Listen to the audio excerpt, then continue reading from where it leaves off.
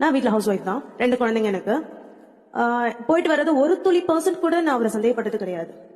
எங்க போறீங்க, என்ன பண்றீங்க, வேலைக்கு போறீங்களா, வந்தீங்களா, சாப்பிட்டீங்களா, இப்படிதான் நான் கவனிச்சிட்டு இருந்தேன். ஆனா வீட்டுக்குள்ளேயே இருக்கிறவ என்ன, ஒரு ஒரு அவரோட தம்பி, கூட பிறந்த தம்பி கிட்ட பேசினாலும் சந்தேகம், அவரோட அண்ணன் பையன், எனக்கு பையன் பேசினாலும் சந்தேகம். ஒரு கடையில போயிட்டு அவரு கூடயே போறேன் கடைக்கு, மெடிக்கல் ஷாப்ல மாத்திரை வாங்கிட்டு இருக்கேன், அவர் கையில பேனா குத்திடுச்சு, சாரின்னு நான் சொல்றேன்.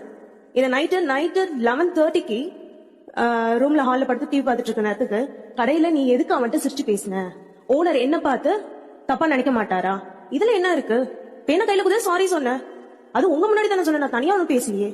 அறியாத வயசு, இவர் 16 வயசுல கல்யாணம் பண்ணிருக்க, அப்ப அறியாத வயசு, சின்ன பிள்ளை, எனக்கு ஒண்ணும் தெரியாதுன்னா ஓகே. எனக்கு 2 குழந்தைங்க இருக்காங்க, அப்ப 3rd ஸ்டாண்டர்ட் படிக்கிறா, என் சின்ன பொண்ணு LKG UKG படிக்கிறாங்க. இந்த வயசுலயுமா நான் எனக்கு மெச்சூரிட்டி இல்லாம போச்சு. ஒரு ட்ரெஸ் போடணும்னா சார், எனக்கு என்னோட இது தெரியும், எனக்கு சுடிதார் சாரி மட்டும்தான், நைட்டிஸ் அலோட் கிடையாது மேரேஜ் டைப்ல.